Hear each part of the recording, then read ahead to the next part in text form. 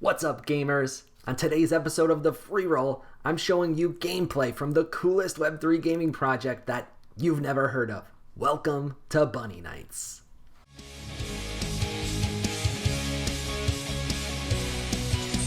Bunny Nights is a small gaming project originally built on the Tezos blockchain.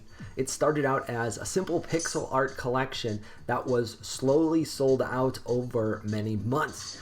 During the 2021 NFT bull run, bunnies were in very, very high demand, and they regularly sold for north of $2,000. Today, the price is a bit lower than that, just like everything else. But because of the incredible success that Bunny Nights had, Bruno, the artist and founder behind Bunny Nights, was able to expand the project into a full Web3 video game, which is very, very cool. They've hired a small team and have been diligently building for years now. Progress in all video game development is very, very slow. That is true even when you have an infinite budget. But naturally, for a smaller project, it's even slower than that. But they have been plugging away for really years now. And recently, they completed their second very successful closed alpha playtest. I was able to cover the original playtest, but not as a player. I interviewed one of the OG holders and a friend of mine who goes by Buttchin, as well as Bruno, and was able to provide you guys with some gameplay that way. But this time around, Bruno hooked me up and was able to let me play the game myself, and I'm really glad that he did because it was a lot of fun. Now, full disclosure, because transparency is important on this channel, I am a holder of Bunny Nights NFTs. I have a few of the Genesis collection from back in 2021, as well as several Generation 2 bunnies and some of the associated items as well. Now, the test was conducted by a very small group of holders and gamers. The test was just for the 1 versus 1 PvP mode, but it did show us that there are plans for a PvE adventure mode as well as some additional battle modes that they've got planned out for the future. This time around, they added several new types of characters, but they still don't have every type of bunny available. That is why I needed Bruno to hook me up, but hopefully in the future playtest we'll be able to test out the magic user bunnies.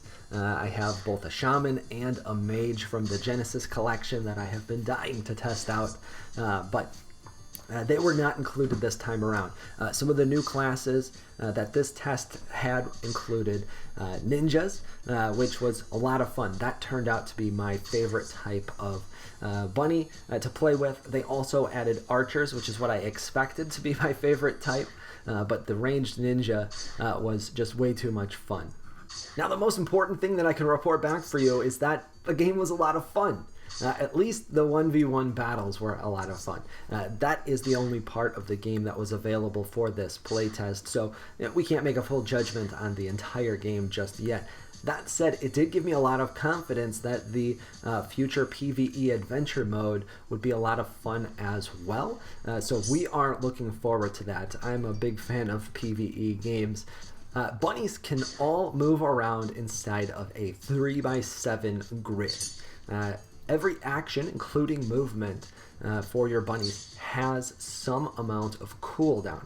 And that is very cool because cooldown is applied to movement. That essentially creates a speed mechanic. So that is the main reason why I enjoyed playing as the ranged ninja, or a ninja that throws ninja stars or shurikens, because that was the fastest character in the playtest. Again, not all of the character types are available just yet, and they each have their own unique stats. So perhaps the ninja bunny that I was playing with just happened to be exceptionally fast. But either way, that fit my play style very nicely and made for a really fun experience. I focused on staying away from my opponent as much as possible and firing as many long-range shots as I could as well, because many of the other bunnies really struggle to hit or to land hits from a distance, and leveraging my speed advantage meant that I had a lot of control over the map or the grid, and in fact I didn't lose a single battle with that particular bunny in the entire test. You also get both a basic attack and a special ability. Now the special ability is probably where the game still needs some work or tweaking, because I didn't see those making a very big impact on the outcome of battles at all, with one major exception. The knight character doesn't have a real special ability. It has a shield and can block instead. Because the shield does not use mana, it can be used over and over again. So for the knights, that was a really important ability.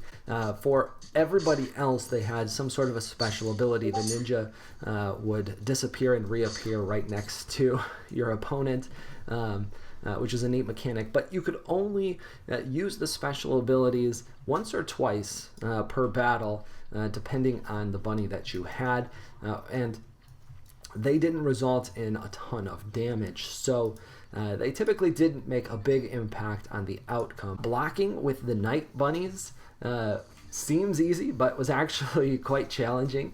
I practiced that a handful of times before I was able to more regularly start landing successful blocks, but it's very cool because that means that there is skill involved, and it's not just random luck or RNG.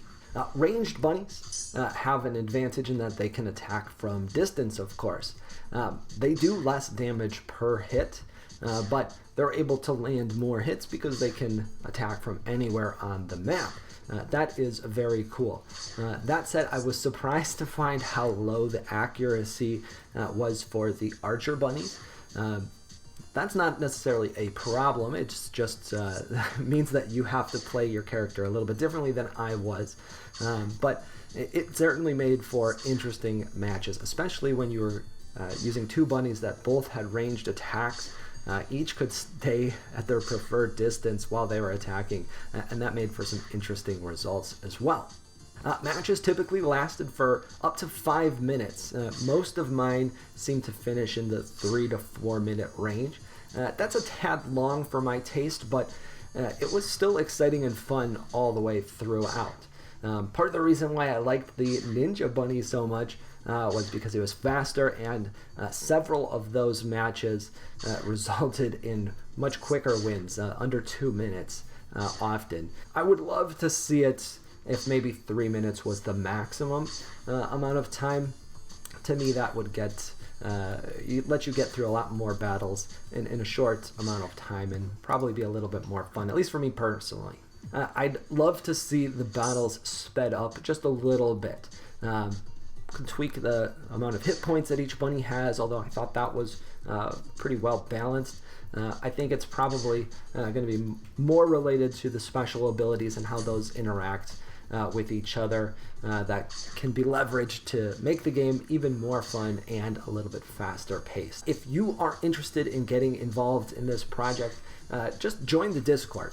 That costs nothing, and you can start interacting with the community. If you tag me in there, I'm sure you'll get a response. Join the Discord and start meeting with the community. I will also link some of the Bunny Knights website as well as their marketplace, so if anybody is interested in potentially purchasing an NFT, you can take a look at what is available. And that wraps up today's video from the Freeroll. I hope you found this video on Bunny Knights to be both fun and informative, and if you did, consider giving us a subscribe by clicking the button below.